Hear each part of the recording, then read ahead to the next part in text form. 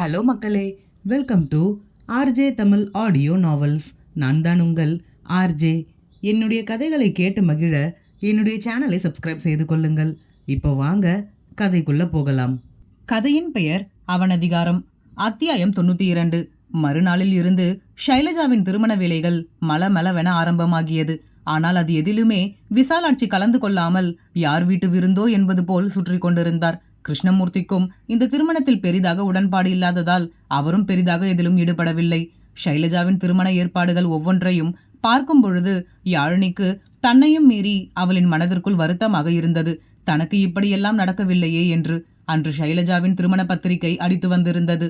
கல்லூரியில் இருந்து வீடு வந்து சேர்ந்த ஆரணியும் யாழினியும் சோர்வாக சோஃபாவில் அமர மீரா அவர்களுக்கு அருந்துவதற்காக பழச்சாறு கொண்டு வந்து கொடுத்தார். ஆரணி அதை அருந்தியபடியே, அம்மா என்ன இது, ஏதோ பண்டல் பண்டலா வச்சிருக்கீங்க என்று தன் எதிரே இருக்கும் பண்டல்களை தொட்டு பார்த்தபடி கேட்டாள். மீரா, ஓ இதுவா என்று அதை பிரித்து அதிலிருந்து ஒரு பத்திரிகையை வெளியே எடுத்தவர், ஷைலஜாவுடைய மேரேஜ் இன்விடேஷன் எப்படி இருக்குன்னு பாருங்க என்று இருவரின் கைகளிலும் ஒவ்வொன்றை கொடுத்தார். அதை பார்த்த யாழினிக்கு தன் திருமணத்திற்கு இப்படியெல்லாம் நடக்கவில்லையே என்று ஏக்கமாக இருந்தது. யாழினி, ரொம்ப அழகா இருக்குத்த என்று கூறியவள் தன்னுடனே ஒரு பத்திரிகையை எடுத்துக்கொண்டு அறைக்கு சென்று விட்டாள். மறுநாள் முதல் அனைவருக்கும் திருமண பத்திரிகை வைக்கும் வேலை ஆரம்பமானது. விசாலாட்சி, என்னால் வர முடியாதுண்ணா, நீங்க வேணும்னா போய் பத்திரிகை வையுங்க, கேட்கிறவங்களுக்கு எல்லாம் என்னால் பதில் சொல்லிக்கிட்டு இருக்க முடியாது. மகேந்திரன், உன் பொண்ணு கல்யாணத்துக்கு நீ வைக்காமல் நாங்க மட்டும் எப்படி விசாலாட்சி தனியா போய் வைக்க முடியும்? எல்லாரும் பொண்ணோட அம்மா அப்பா வரலையான்னு கேட்க மாட்டாங்களா? விசாலாட்சி கோபமாக, அப்பா ஒழுங்கா இருந்திருந்தா எங்களுக்கு ஏன் இந்த தலையெழுத்து? அந்த ஆளு ஊதாரித்தனமா சுத்துறதால் தானே என் பொண்ணு இப்படி ஒன்னும் இல்லாதவன் குடும்பத்துக்கு வாழப்போறா என்றார் விடுக்கென்று. அதில் ஷைலஜாவிற்கு வருத்தமாகி போனது. மகேந்திரன், முடிஞ்சு போனது பத்தி பேசு, ஒன்னும் ஆக போறதில்ல விசாலாட்சி. உன் பொண்ணு கல்யாண வேலையை நீ எதையுமே எடுத்து பார்க்க மாட்டேங்கிற. பரவாயில்ல, அவளுடைய தாய் மாமாவா முன்னிருந்து எல்லாத்தையும் நான் பாப்பேன். ஆனா பத்திரிக்கை வைக்க கூட நீ வரலைனா எப்படி? அவ என்ன அம்மா அப்பா இல்லாத பொண்ணா? அவ மனசு கஷ்டப்படும்ல. உன் பொண்ணுக்காகவாவது நீ வா. விசாலாட்சி, என் மனசை யாரும் புரிஞ்சுக்கலையே, என் மனசு கஷ்டப்படும்னு யாரும் யோசிக்கலையே. இத்தனை வருஷம் நம்ம அம்மா நம்மளை எப்படியெல்லாம் கஷ்டப்பட்டு வளர்த்தாங்க. அவங்க ஆசைப்படி கல்யாணம் பண்ணிக்கணும்னு என் பொண்ணுக்கு தோணலையே. நான் ஏன் அவளை பத்தி யோசிக்கணும் என்றார் விட்டேற்றியாக.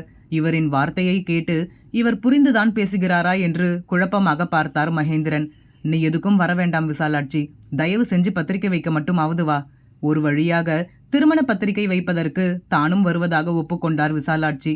ஒரு புறம் உறவினர்களுக்கும் தெரிந்தவர்களுக்கும் திருமண பத்திரிகை வைக்கும் வேலை சென்று கொண்டிருக்க, மறுபுறம் புடவை நகைகள் எடுக்கும் வேலை நடந்து கொண்டிருந்தது.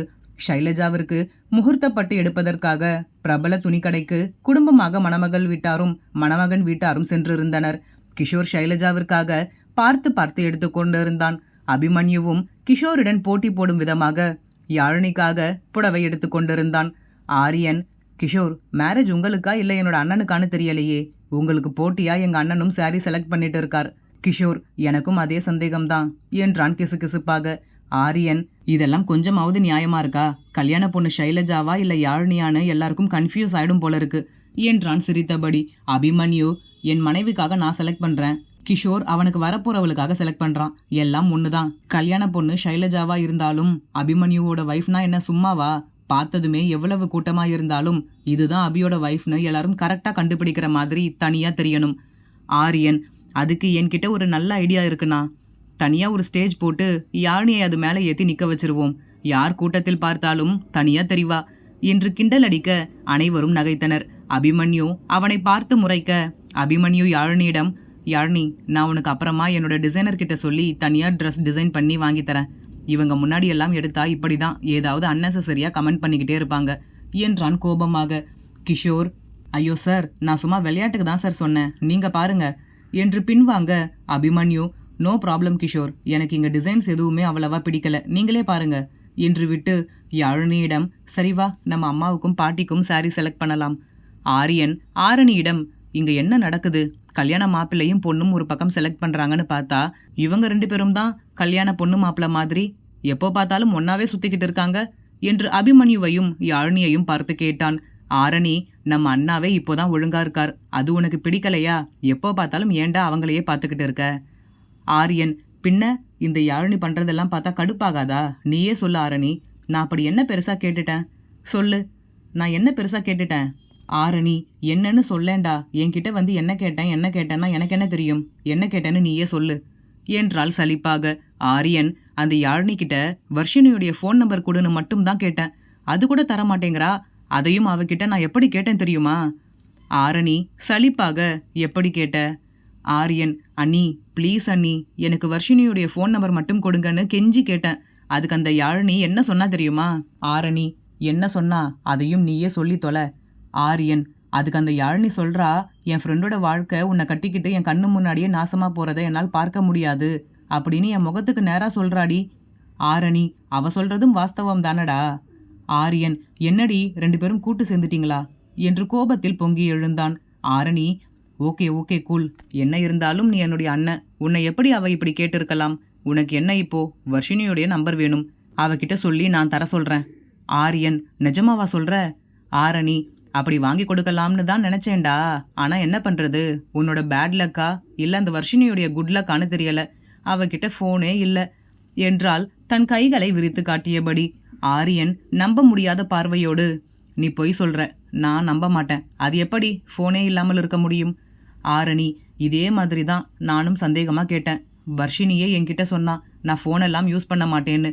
ஆரியன், என்ன 2 பேரும் வேற வேற மாதிரி பேசினாலும் உங்களுடைய மோட்டிவ் ஒன்று தான். எனக்கு இந்த ஜென்மத்தில் லவ் செட் ஆகக்கூடாது. நான் சாகிற வரைக்கும் சிங்கிளாகவே இருக்கணும். அதானே உங்கள் 2 பேருக்கும் வேணும். ஆரணி, ஹிஹி, எப்படி கரெக்டாக கண்டுபிடிச்ச? ஏற்கனவே ரொம்ப ஸ்ட்ரிக்டாக இருந்த அபி அண்ணாவே லவ் வந்ததும் எப்படி ஆயிட்டார் பார்த்தல்ல. நீ ஏற்கனவே ஒரு மாதிரி சுற்றிக்கிட்டு இருக்க. உனக்கு மட்டும் லவ் செட் ஆயிடுச்சுன்னா என்னுடைய நிலைமையை யோசிச்சு பார்த்தியா? நான் மட்டும் தனியாக சுற்றணும், நீங்கள் 2 பேரும் ஜோடியாக சுற்றுவீங்களா? ஆரியன் தன் வாயில் கையை வைத்துக்கொண்டு, அடி பாவி, உன்னை போய் நல்லவன்னு நினச்சேனேடி. ஆரணி, சரி யாழினி கூப்பிடுறா, நான் போய் என்னென்னு கேட்டுட்டு வந்துடுறேன். ஆரியன், எஸ்கேப் ஆக பார்க்குறியா? எல்லாரும் ஒன்றா சேர்ந்து கடைசி வரைக்கும் என்னை சிங்கிளாகவே வச்சுக்கலாம்னு பார்க்குறீங்களா? நெவர். உங்களுடைய ஆசை எதுவுமே நடக்காது. நான் அந்த வர்ஷினியையே கரெக்ட் பண்ணி காட்டுறேன் என்று தனக்குத்தானே சபதம் எடுத்து கொண்டிருந்தான். ஷைலஜா, கிஷோர், இந்த சாரீ நல்லா இருக்குல்ல? கிஷோர், இல்லை ஷைலு, உன்னோட கலருக்கு இந்த மெரூன் கலர் சாரீ சூப்பராக இருக்கும். இந்தா இதை வச்சு பாரு. அபிமன்யு, என்ன கிஷோர் இன்னுமா செலக்ட் பண்ணுறீங்க? முடிஞ்சுதா இல்லையா? கிஷோர், எங்க சார், உங்கள் அத்தை பொண்ணு என் பேச்சை கேட்கவே மாட்டேங்கிறா. அபிமன்யு, கிஷோர் சொல்கிறத கேளு ஷைலஜா. பிறகு ஒரு வழியாக முகூர்த்த புடவை, மாத்து புடவை, குடும்பத்தில் உள்ள மற்றவர்களுக்கு புடவை என அனைவருக்கும் எடுத்துவிட்டு அங்கிருந்து கிளம்பியவர்கள் நேராக நகை கடைக்கு சென்றனர். அங்கேயும் இதேபோல் கலாட்டாக்களுடன் நகைகளையெல்லாம் வாங்கிவிட்டு அங்கிருந்து புறப்பட்டனர். அபிமன்யு யாருக்கும் தெரியாமல் யாழினிக்கு என பிரத்யேகமாக இதய வடிவில் வடிவமைக்கப்பட்ட டாலருடன் செயினை ஆர்டர் கொடுத்தான். டாலரினுள் இருவருடைய போட்டோவையும் வைத்து கொள்ளும்படி வடிவமைக்க சொல்லியிருந்தான். வள்ளியம்மை, என்ன மீரா, எல்லாருக்கும் பத்திரிக்கை வச்சாச்சா? மீரா, ஆமாம்மா, எல்லாமே ஓரளவுக்கு முடிஞ்சிருச்சு. இதுக்கப்புறம் பிஸ்னஸ் சம்மந்தப்பட்டவங்களுக்கு தான் வைக்கணுமாம். அதெல்லாம் அவரே பார்த்து கொள்கிறேன்னு சொல்லிட்டார். இப்போதான் கொஞ்சம் ரிலீஃபாக இருக்குது. ஆரணி, அம்மா, ஷாப்பிங் எல்லாம் கூட நாங்களே முடிச்சிட்டோம், ஜாலியாக இருந்துச்சு. வள்ளியம்மை ஆரணியின் தலையை தடவியபடி, இன்னும் கொஞ்சம் நாளில் என் பேத்திக்கும் இதே மாதிரி கல்யாணம் பண்ணுவோம் என்றார் கண்களில் ஆசையுடன். ஆரியன், அதை முதல்ல பண்ணுங்க பாட்டி. இவ இங்கே இருக்க வரைக்கும் எனக்கு கல்யாணமே ஆக விட மாட்டா. இவளுக்கு முதலில் கல்யாணத்தை பண்ணி அனுப்புனாதான் எனக்கு கல்யாணம் பண்ண முடியும். மீரா, இப்போதான் இவளை குழந்தையா பார்த்த மாதிரி இருக்கு. அதுக்குள்ள எவ்வளவு வளர்ந்துட்டா இல்லம்மா. இவர்கள் ஆரணியின் திருமணத்தை பற்றி பேசவும் ஆரணியின் மனக்கண் முன்பு அவன் வந்து போனான். அதை சரியாக கவனித்த ஆரியன், என்ன ஆரணி, கல்யாணம்னு சொன்னதுமே கனவு காண ஆரம்பிச்சிட்ட போல இருக்கு. ஆரணி சமாளிப்பாக, அதெல்லாம் ஒண்ணுமில்லையே, நான் சாதாரணமாக தான் இருக்கேன். ஆரியன், பார்த்தா அப்படி தெரியலையே என்றான் சந்தேக பார்வையோடு. ஆரணி, அம்மா பாருங்கம்மா, இவனை, எனக்கு இன்னும் படிப்பு கூட முடியல, அதுக்குள்ள எதுக்கு இப்போ கல்யாண பேச்செல்லாம்? யாழினி பின்னிருந்து மீராவின் கழுத்தை கட்டி கொண்டவள், ஆரணிக்கு கல்யாணம் பண்ணி அவ மாமியார் வீட்டுக்கு போயிடுவான்னு வருத்தப்படுறீங்களா அத்தை? அதான் நான் இருக்கேன்ல, நீங்க ஏன் ஆரணியை நினைச்சு கவலைப்படுறீங்க? அவ போயிட்டாலும் நீங்களும் நானும் ஜாலியா என்ஜாய் பண்ணலாம். ஆரணி, என்னை எப்போ பேக் பண்ணலாம்னு காத்துக்கிட்டு இருக்கீங்க போல இருக்கு நீங்க 2 பேரும். யாழினி, ஆமா, நீ போயிட்டினா அப்புறம் அத்தையுடைய முழு செல்லம் நான் தான். என்னத்த, நான் சொல்றது சரிதானே? மீரா, எனக்கு நீ வேற ஆரணி வேற கிடையாது, 2 பேருமே ஒண்ணுதான் என்றார் சிரித்த முகமாக. ஆரியன், பாத்தியா யாழினி, எங்க அம்மா மாதிரி ஒரு மாமியார் கிடைக்க நீ கொடுத்து வச்சிருக்கணும், இன்னும் ஒரு ஆள் குறையுதே என்றான் சிந்தித்தபடி. வள்ளியம்மை பாட்டி, யாரடா, யார சொல்ற நீ என்றார் புரியாமல். ஆரியன், என்னுடைய வருங்கால மனைவியை தான் சொல்றேன் பாட்டி, அவளும் வந்துட்டா அம்மாவுக்கு 3 பொண்ணு ஆயிடும்ல. வள்ளியம்மை பாட்டி, அதுக்கு இப்போ என்னடா அவசரம்? ஆரணியை கட்டி கொடுத்து ஒரு 10 வருஷம் ஆகட்டும், அப்புறமா பாப்போம். ஆரியன் தன் நெஞ்சில் கையை வைத்தவாறு, என்னது 10 வருஷமா? அதெல்லாம் முடியாது. பொண்ணெல்லாம் நான் பார்த்து ரெடி பண்ணிக்கிறேன். கல்யாணம் பண்றது மட்டும் நீங்க பண்ணுங்க. வள்ளியம்மை பாட்டி, பாத்தியா மீரா, எவ்வளவு திமிரு இவனுக்கு. பொண்ணு இவர் பாப்பாராம், நம்ம கல்யாணம் பண்ணி வைக்கணுமாம். உங்க அண்ணன் எப்படி நாங்க சொன்ன பொண்ணை கட்டனா, அப்படிதான் நீயும் நாங்க சொல்ற பொண்ணை தான் நீ கட்டணும். ஆரியன், அண்ணன் எங்க நீங்க சொன்ன பொண்ணை கட்டினார்? நீங்களா அப்படி நினைச்சுக்கிட்டு இருக்கீங்க? அண்ணன் யாழினியை பிளான் பண்ணி கட்டியிருக்கான். கூடிய சீக்கிரமே நானும் இதே மாதிரி ஒரு பிளானோட வந்து உங்களை மீட் பண்றேன். ஆரணியின் கனவு நாயகன் யார்? யாரை நினைத்து அவள் உருகுகிறாள்? இனி வரும் அத்தியாயங்களில் பார்ப்போம். இந்த கதை பிடித்திருந்தால் மறக்காம லைக் பண்ணிட்டு அப்படியே சப்ஸ்கிரைப் பண்ணிடுங்க ஃப்ரெண்ட்ஸ். மீண்டும் அடுத்த அத்தியாயத்தில் சந்திப்போம். நன்றி.